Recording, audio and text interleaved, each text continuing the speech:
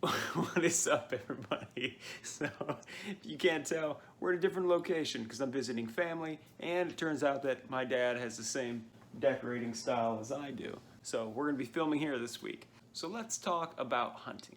Historically, whether we're looking at Australopithecus or Homo erectus, hunting was the universal male rite of passage that proved that a male was able to become a provider and therefore a suitable mate. Simply put, it ushered boys into manhood. In fact, we've only had a sliver of human history when hunting hasn't been the template for male initiation. With the rise of agriculture, a dependable food source, humans began hunting less, and war became more common. But war's different than hunting. For many boys who went off to war came back as broken men, or never came back at all. Sadly today, hunting remains uncommon, as many of us live in urban centers, disconnected from this activity that we've been programmed to carry out since the beginning of time. Luckily for us, Red Dead Redemption 2 now offers a hunting outlet, simulated of course, which lies at the core of the trader role in Red Dead Online. And while it might not initiate you into manhood, it's actually a pretty fun experience. Let me begin by saying that hunting is far and away my favorite thing to do in Red Dead Online. And while you may get smoked by a griefer, killed by a predator in the process, you should know that historically it was no less dangerous. Let's go to the archives. When hunting, one can be killed by another hunter, such as this 1898 instance where a man was killed by his friend after he was mistaken for a turkey and shot through the brain. One can be killed by animals, such as this article where a bear hunter's badly mangled body was found at the mouth of a cave beside two dead grizzlies. Let's just pause for a moment to appreciate the awesomeness of the way this guy went out.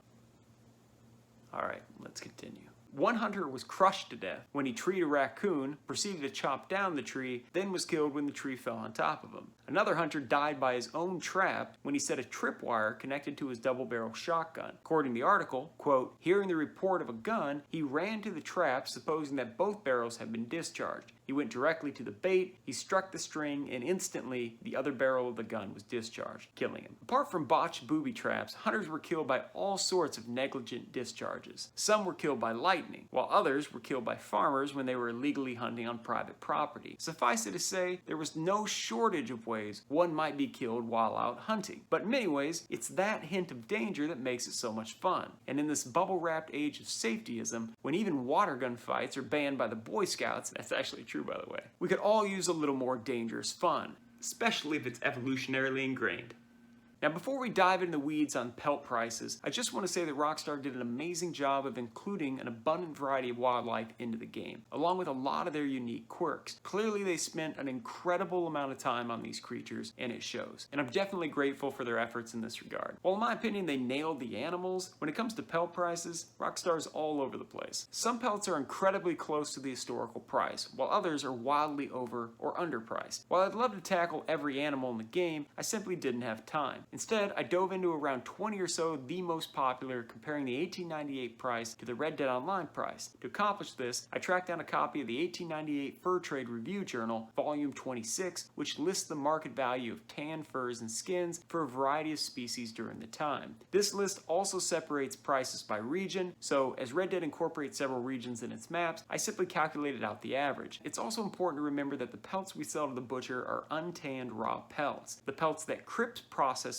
are tanned, hence the higher payout in the trader role. Therefore, we need to remember that the fresh skins would bring a much lower price than the tanned pelt prices that are quoted. Historically, one could expect no more than 50%, and that's really pushing it. In the interest of erring on the side of you folks wanting more information than less, I'll be giving you the 1898 tan price, the 1898 raw price, the Red Dead Online price, and the percentage markup or markdown between the two latter ones. Alright, let's begin. We'll start with black bears, which love to hang out in the yard right next to my man cave where I record all these videos. So walking back to my house at night is always entertaining. The little ones love to raid my trash at dusk like you see here, but after dark the big ones come on in. The other night a huge one jumped out of my trash can as I approached it, stood there staring at me for a few moments, then sauntered off into the woods. Other times you just get the lone cub meandering through the yard, so you need to be on the lookout for mama bear. It's all part of the experience of living in the mountains, and I love it. As for black bears in 1898, a pristine pelt pelt from one of these animals fetched around $22.50 on the open market. The hunter could expect to receive around $11.25 for a raw, untanned 3-star fur. In Red Dead Online, 3-star black bear skins sell for $3.50, which means that we're being paid about 221% less than the historical price. A tan, perfect grizzly bear pelt in 1898 was worth $18 on the open market. The hunter could expect to receive around $9 for a raw, untanned 3-star fur. In Red Dead Online, 3-star grizzly bear skins sell for $7.50, which means that we're being paid about 20% less than the historical price. But that's not too bad. Let's talk beavers. Due to the historical significance of the beaver trade, I could, and just might, make an entire video solely on beaver hunting in Red Dead Online. But for now, we'll simply look at the price. In 1898, a pristine large beaver pelt was worth about $6. The hunter could expect to receive around $3 for a raw, untanned 3-star pelt, and in Red Dead Online, 3-star beaver pelts sell for $2.50, which is pretty dang close, as we're only getting paid about 20% less than the historical price. Next up is the silver fox. In 1898, a prime silver fox pelt fetched a whopping $80 on the open market. Yes,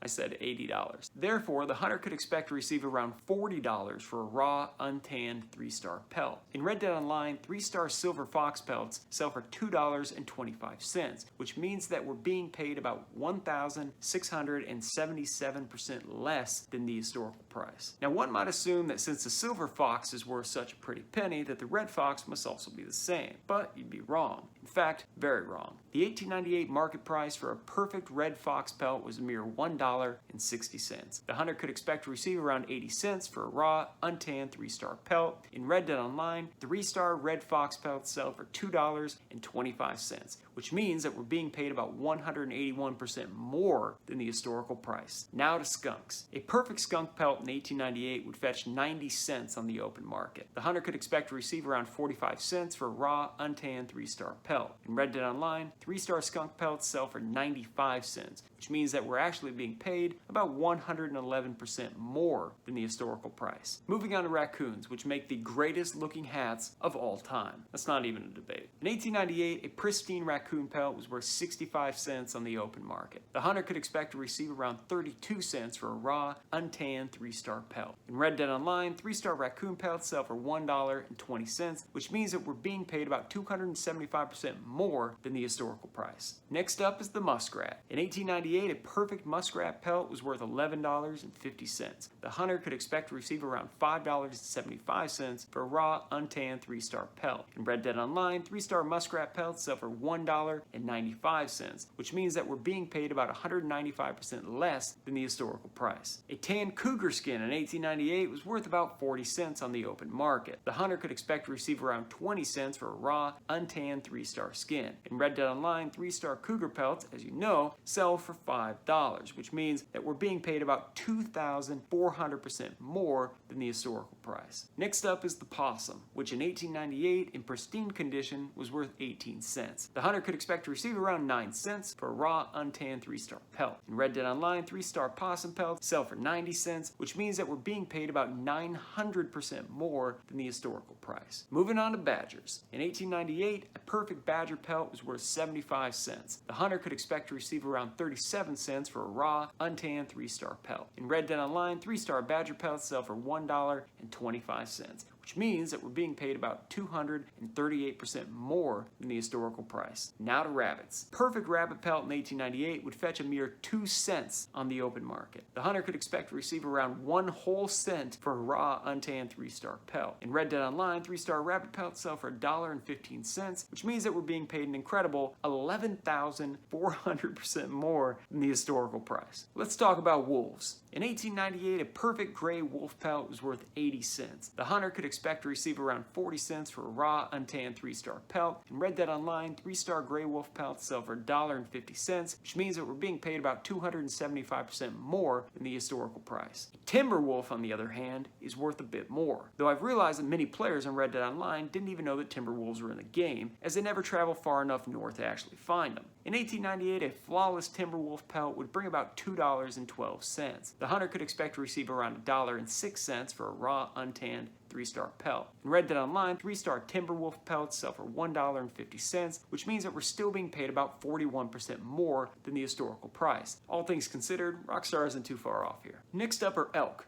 which not only love wandering through my yard, but also destroying my trees. In 1898, the skin of these majestic creatures had a market value of $1.40. The hunter could expect to receive around 70 cents for a raw, untanned 3-star skin. In Red Dead Online, 3-star elk skins sell for $6.50, which means that we're being paid about 832% more than the historical price. Now let's move on to deer. In 1898, a perfect deer skin was worth about 50 cents. The hunter could expect to receive around 25 cents for a raw, untanned 3-star skin, and in Red Dead Online, 3-star deer skins sell for $2.25, which means that we're being paid about 809% more than the historical price. Just like in Red Dead Online, buckskins sold for more than deer skins in real life. In 1898, a prime tan buckskin was worth just a hair over $2 on the open market. The hunter could expect to receive around $1 for a raw, untanned 3-star skin. In Red Dead Online, 3-star buckskins sell for $3.25, which means that we're being paid about 221% more than the historical price. Then there's pronghorn skins, which in 1898 would fetch a market price of about 32 cents a piece. The hunter could expect to receive a mere 16 cents for a raw, untanned 3-star skin. In Red Dead Online, 3-star pronghorn skins sell for $2, which means that we're getting paid about 1,170% more than the historical price. Now there's also a handful of other animals that aren't on the Fur Trade Review's list, amongst those bison, moose, and alligator. Starting with bison. Some of you might be aware that when I first started making these videos, I put out an entire video about bison hunting in Red Dead Online, but I had to pull it in my heretofore fruitless quest towards monetization. At some point I'll be remaking and reposting it, so I don't want to spoil it by going into too much detail here about the history of bison hunting in the US, the state of bison population in 1898, etc. Suffice it to say, due to the slaughter of bison in the mid to late 1800s, it was illegal to hunt wild bison in 1898. If you were caught poaching one, you'd be fined $1,000 per head, and the government would confiscate your horse and all your guns. While I think it would be great to have as much historical accuracy obviously as possible, this is something that I'm fine if they just leave that out. The path to uncovering the value of a bison robe, the tan skin with the fur still on, required an immense amount of historical sleuthing, which I'll save for the bison hunting video. But in short, in 1898, a tan perfect bison robe would fetch about $50 minimum, likely even higher. The hunter, or in this case the poacher, could expect to receive around $25 for a raw, untanned 3-star robe. In Red Dead Online, 3-star bison robes sell for $5, which means that we're being paid about 400% less than the historical price. But it doesn't end there. When it comes to deer, bucks bring higher prices than does, but with buffalo, there is no difference between bulls and cows. But historically, there should be, as cow skins sold for about 20% more than bull skins. Alright, moving on to moose. Some of you have referred to the moose as the rarest animal in the game, and while buffalo were far rarer in 1898, the US's moose population had declined rapidly as well. According to the report of Commissioners of Inland Fisheries and Game for the state of Maine for the year 1898, quote, "The number of moose in the United States is not large, for the region they inhabit is comparatively very small, yet they were once very numerous over a territory more than 20 times larger where they are found today." Likewise, the same report quotes a veteran hunter at the time who stated that, quote, "It is my opinion, one gained by close observation and intimate knowledge of the facts, that moose are being rapidly exterminated," end quote. As such, Rockstar did well in making these animals as rare as they are. Of course, whether this was on purpose or just a coincidence, I'll let you decide. Regardless, moose hunting was still legal in the United States, and moose could still be found. According to an 1896 article in the New York Sun, quote, "A good marksman who has 2 weeks of time and $200 to expend can safely rely on getting his moose." In 1898, a prime tan moose hide in perfect condition might fetch as high as $2.40 on the open market, though most would have sold for much less. The hunter could expect to receive around $1.20 for a raw, untanned 3-star skin. In Red Dead Online, a 3-star moose hide nets you about $7.50, which means that we're being paid about 525% more than we historically should be. Moving on to alligators. By the late 1800s, alligator skin became fashionable in the US and abroad, commonly being used in boots, bags, trunks, portfolios, gun cases, belts, and wallets. As such, many trappers sought to make an easy profit by hunting the largest, most visible alligators. According to Louisiana Department of Conservation's biennial report, the The two methods primarily used to hunt alligators were shining and poling. Shining consisted of riding in a boat at night, shining a lamp into the darkness until alligators' eyes reflected the light back and gave away their location, after which they'd be promptly killed by a well-placed shotgun blast. Poling involved poking a pole into the depths until an alligator was found, whereupon it was coaxed to the surface by imitation of an alligator call, something sounding like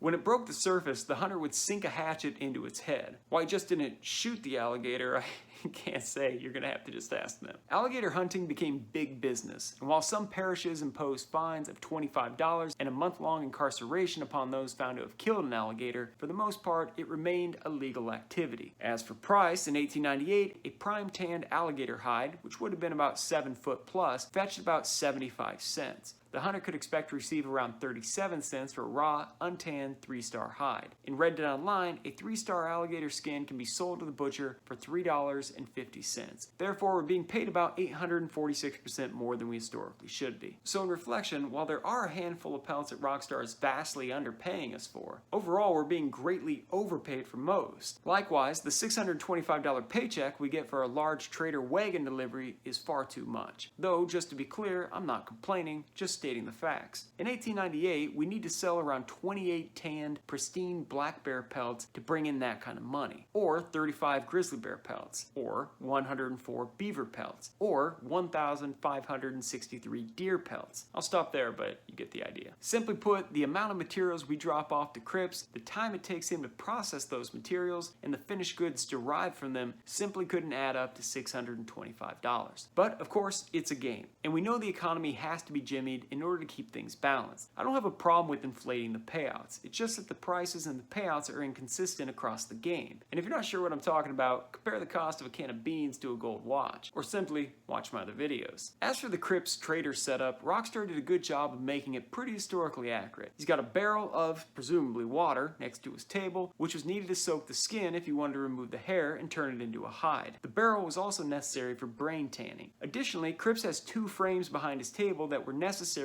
in order to rack and lace the skins for drying. While you need a larger frame for big game animals, for instance 10 foot by 8 foot would be necessary for a moose, Rockstar still nailed these smaller ones, so good on them. I did notice, however, that the deer skin that's laced to the frame still has the fat and flesh on the back. Historically, a skin would have been fleshed before this step, using a beam or simply a smooth log propped up on one end, then scraped with a fleshing tool. I don't see any of these items around his work area, which is a bit of an oversight, but not a big issue. The oddest part of this whole operation, though, is that if you carefully watch Cripps, he just rubs the flesh side of the pelt over and over again with his bare hands, which isn't a thing unless you're a psycho. As for these supplies that we're always running out to get for Cripps, well, I'm not actually sure what these are. If we assume that Cripps is in fact tanning pelts and skins, he shouldn't need any additional materials because, as the old adage goes, every animal has enough brains to tan its own skin. Throughout human history, brain tanning was the most common way of tanning animal skins, evidenced by the abundance of broken skull plates across Paleolithic archaeological sites. Without going into too much of the science here, the lipid breakdown of animal brains provides nature's perfect solution for penetrating and expanding the microfibers of skin and holding them open for the hide to remain soft and flexible without turning hard again. But maybe Cripps isn't brain tanning hides, which, while historically unlikely, is possible. In this case, in 1898, he'd be using chromium, utilized by all large tanneries during that era. Perhaps that's what we're picking up in those barrels on some of our supply runs. Perhaps Rockstar did the research and intended this, in which case, well done. Or perhaps I'm just giving them too much credit. I'll let you decide. Overall, I still think that Rockstar did a great job of getting the feeling of the hunting and trading correct. Sure, the prices were all over the place and mostly historically inaccurate, but it works in our favor, so I can't complain too much. And while I'd love to see trapping added, the trader role is a good first step in sort of dipping our toes into the fur trade at the turn of the century. Let's hope they expand on it. As many of you know, this channel is not monetized, so if you do enjoy the videos, you want to support this channel and support my work, please consider donating on Patreon. You can find that link down in the description. Thank you, folks. As always, got to give a huge shout out to my bronze and silver tier Patreon patrons. You folks are awesome. Also got to give a special thanks to my gold tier Patreon patrons, Tyler Bioshock Rodriguez, Ashley Gertensen, Billy TK, aka Billy the Kid, The Innocents, Chasing Victory, Teddy Bad Boy, Drake Pliskin, and Spark. Thank you, folks.